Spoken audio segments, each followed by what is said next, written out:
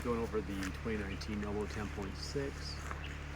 There's a few things that I don't really care about the trailer that I've changed, and a few things that I really like, and I haven't seen a review on YouTube, and so let's go over each of the parts. Alright, so come on in so they can hear me too, Sally. They won't hear me that probably. So there is a light right here that can shine out. We do have the stabilizing jacks. There's two on each side. I bought mine from Coach's RV, and I really did like my experience there. I got two batteries from them. One thing that I actually installed right here is I can switch off the batteries here, so I did add this on myself. Only comes with one propane tank. I thought about getting two, but I think one will be fine for now. From Coach's RV, it did come with the trailer jack that goes up and down. This light that's supposed to be shining down stopped working after like the first day, but I don't need it that much. 2-inch ball. It is set up really high compared to most trailers. A lot of ground clearance, more than my Ford F-150. Over here I added this just to hook onto kayaks on the front. Here's is your gas going out, and it is a little annoying to hook up every single time, but it's really not too big of a deal when it comes down to it. You do have your aluminum guard up front, no issues there, and of course you have your fiberglass panels, PVC roof. Now there is no plywood in here, it's all composite, which is nice. All of your doors have the magnetic lock. There's a latch and lock on each one of them. When you go through Coach's RV, you get the Dometic fridge. This is a 65 can fridge. We've really enjoyed it. It gets cold super fast and just stays, it doesn't run on hardly any power. The slide, I actually really enjoy the slide a lot. A few things we added were some of these magnetic hooks, just from Amazon. And this is the burner right here. Lays down flat and then pops open, and it's kind of small, but actually the burners are pretty warm. It does a pretty good job. It did come with a can opener here. I tore that off. It just added a magnetic thing to hold the stuff. A little bit of storage underneath. Little leg here. You don't really need the leg, but the leg does add some support, and I like it. It does a pretty good job there. Locks out and locks in. Added a towel, paper towel holder here. Another thing that does it, this also comes with a strap for when you're driving that holds over this to keep it from walking, bouncing around, which is good. Here's the hose that it comes with, and we put a different sprayer on the end so it can change to different mist, flat, whatever. And you have a little bit more control, which is good. When you come around this way, everything on the inside, you have the light, which you can turn on and off. You have the 12-volt normal house full, and you have the battery. So that's water, and that's battery. They're both full right now. And then this turns on and off to your pump, and then this turns on and off the light out front. Here's the light up here. Nice thing about it, comes with a dull, kind of a night light, which is this one, and then a really bright LED. They're both LED. Here's kind of the setup for the pantry. It's 2 feet by 2 feet. This little sink sits right here, stays in place, so you can clean some stuff out.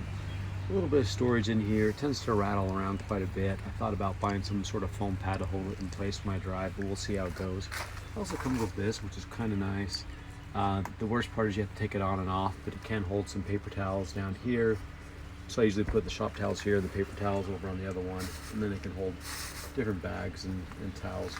A few things that I've done to help out is I bought this Cabela's stand. We store a bunch of our pans and whatever in here.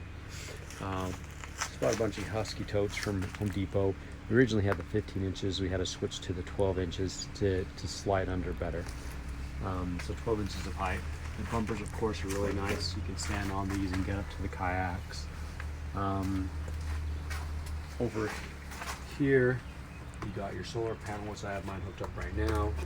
Normal house right here. Got a grab handle, and of course the doors I actually really like. Has the mesh.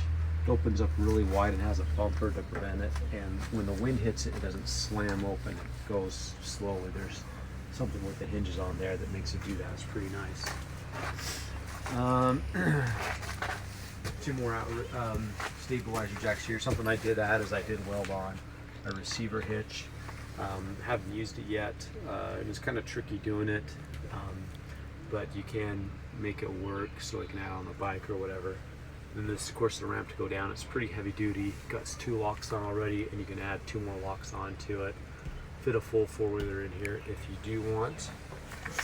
And then coming over here, you have 2 vents. So we haven't had any issues of rain getting in when it does rain. 1 here and 1 up there, which is nice. So you'll have 4 vents total, 2 in each window and 2 there. Something that I don't like is the only place to use plywood is on the floor, and I can actually reach my hand under here and touch a little bit of plywood. We just kind of, you have the metal frame and a little bit of plywood hangs over, so I'm going to get some flex seal and probably put it on there. So kind of interesting. For solar panel, I just bought the Thunderbolt 100-watt kit from Harbor Freight for 150 bucks. Comes with a few LED lights that you can hang up pretty easily. Really not too bad. And also with the whole setup from Coach's RV in Ohio, comes with the Rhino Rack kit, which is part of the Discover package, as well as the AC unit, which we haven't used yet. Here's your shore power right here, and then of course up front you have your water hookups and whatever. A few things that I have done. So you come around over here. This comes with the Batwing on, and since it is a 2019 version, you actually have the flip out versus the individual pegs. And what I've done is I've actually sewn on a few things because I think Batwing or Rhino Rack in particular can make the Batwing awning a lot better. So I actually sewed on a few of, you can come down here as well, sewed on this mesh on the bottom so I can just run the poles that come with it. Because this does not, these side panels don't come with it. So I added those on, and you can see it's been raining a ton here. We're up in Montana right now. And that keeps everything nice and tight. And so I'd highly recommend that. This is what it comes with. They're okay, but I'm probably going to change the setup a little bit. Keeps the water out pretty well. So I'd say for the most part, for us, really like the trailer. I'm going to post one more video in a little bit on the inside of the trailer, some modifications I did to that to make it, I think, a little bit more livable. I think if you don't do any modifications, it's a pretty good trailer, but you may have to adjust some things according to how you like it. So anyway, that's it.